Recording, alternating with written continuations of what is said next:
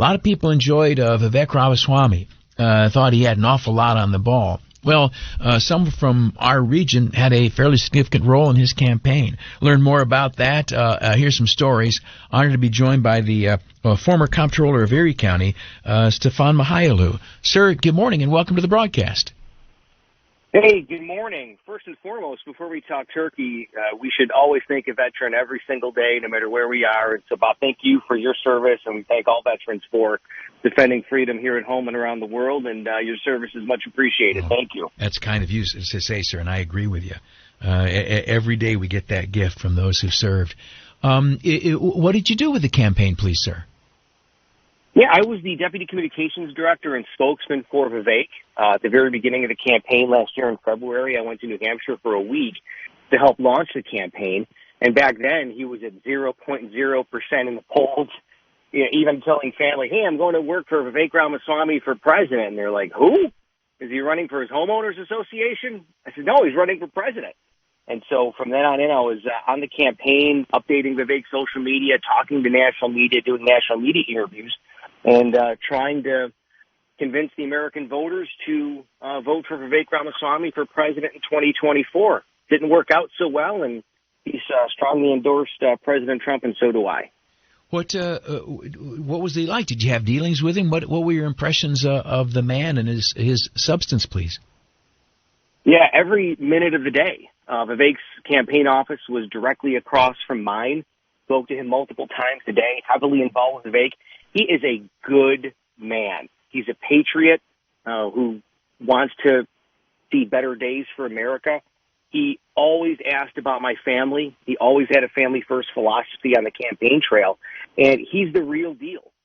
He certainly did not have to run for president. He was his own largest donor, spent millions of dollars of his own money on the campaign. No one can buy him, and he is genuine and sincere in wanting to make America a better place to live. And if he decides to run again after President Trump wins in 2024 and he decided to be the Blues Brothers and get the band back together, I'd grab the saxophone and hop on the bus, and I'd be the first one back on the campaign trail. Stefan Mychajliw, former TV reporter, very prominent Western New York politics, former comptroller of Erie County, worked on the campaign of Vivek Ramaswamy this past year.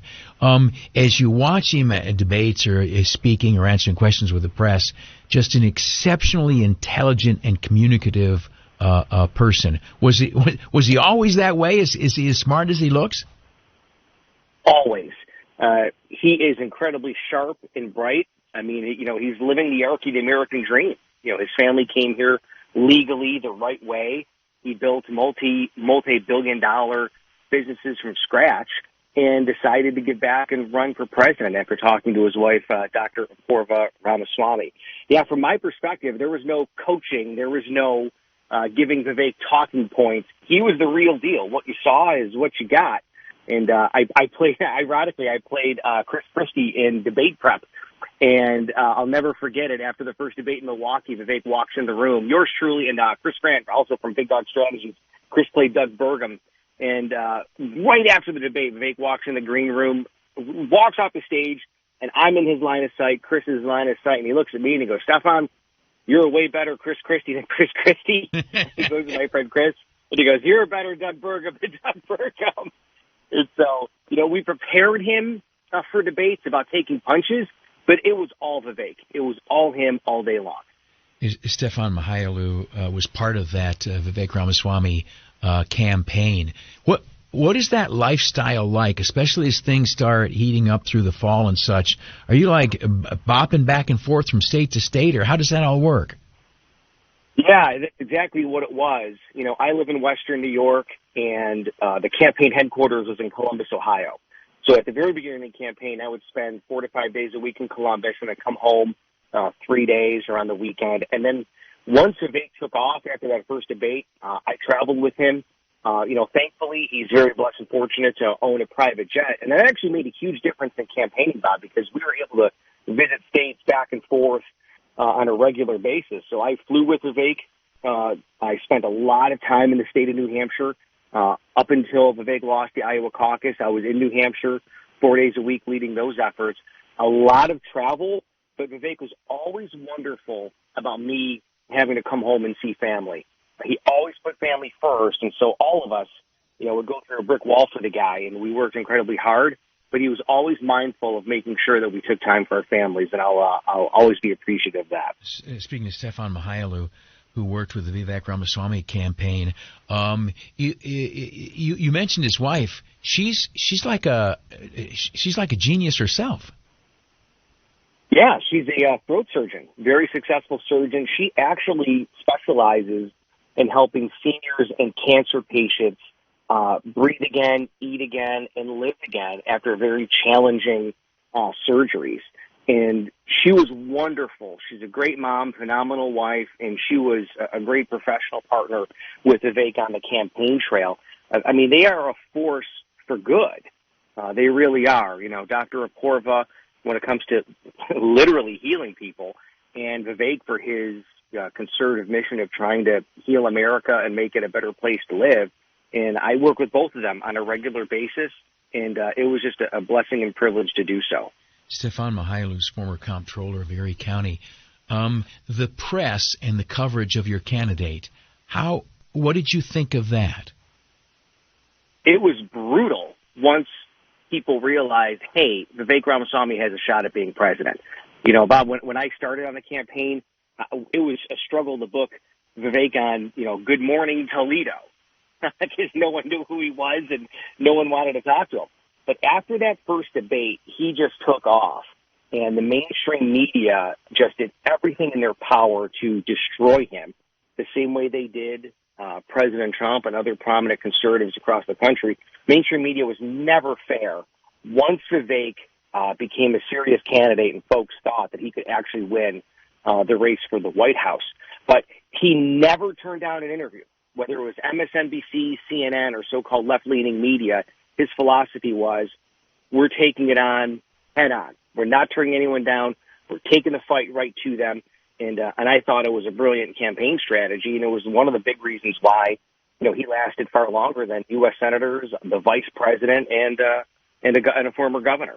I don't want to put words in your mouth, but did you have the sense that they were they being the media, and that's a large group, some individuals within the media, were they trying to damage him in the public mind? 100%. What was even more sinister is that they were trying to get Vivek to say negative things about Donald Trump. Every day that ended in Y, we would always get a media request of, hey, can you say this about Donald Trump? Or what about this about Donald Trump? And to me privately, as Vivek's spokesperson and deputy communications director, he said, our messaging is very simple. It's honest, raw, and always tell the truth. Vivek would always say, I'm not running against Donald Trump. I'm not running against other Republicans. Here's my vision for America. Stay positive. Don't take the bait. And believe me, mainstream media tried throwing a line out there all the time to get him to say negative things about Donald Trump. But from day one to the very end of the campaign, we never did, thankfully. Stefan Mychajliw worked with Vivek Ramaswamy in this campaign for president. Mentioning Donald Trump and, speculation is seldom fruitful and may not be polite, but any chance that your candidate ends up the vice presidential candidate on the Republican ticket? I would hope so. I mean, at the end of the day, Bob, there's only one person who's going to decide that, and that's Donald J. Trump and him alone. I think Vivek would be an incredible part of the administration if Donald Trump so chooses. A lot of folks are already saying maybe he can be the chairperson of the Republican National Committee, ambassador to the UN, vice president. I mean, no matter what, Vivek always puts service over self. And whatever capacity he can serve, he most certainly will, whether it's vice president or any of those other entities. And at the end of the day, it will be Donald Trump's decision and his alone. But Vivek would be a great choice if he so chooses to move in that direction. Stefan Mychajliw used to be comptroller of Erie County. He's been engaged in Republican politics in Western New York for quite some time, expert on it.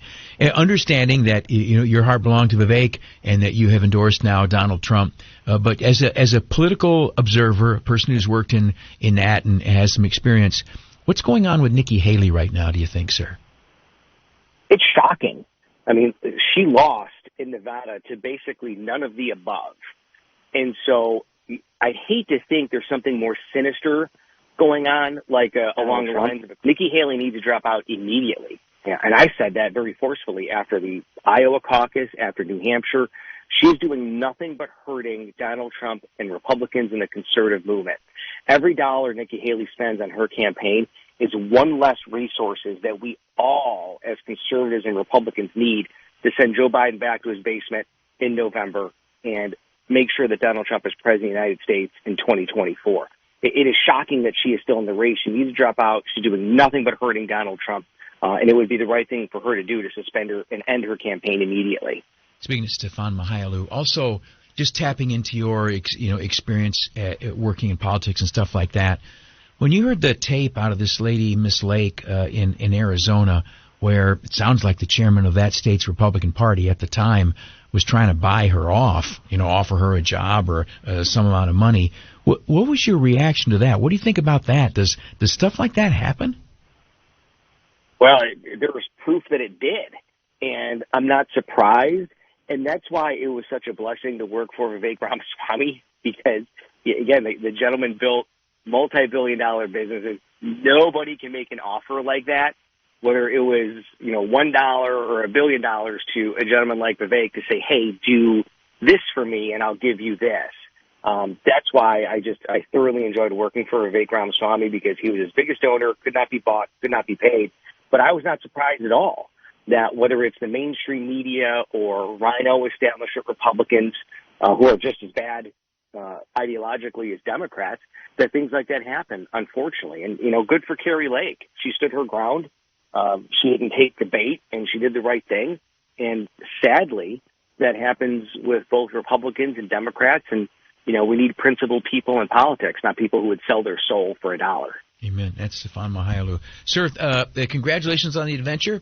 Thanks so much for telling us about it. I appreciate it. It's always a blessing to chat with you. Thanks so much. God bless you, sir. Stefan Mychajliw, former comptroller of Erie County.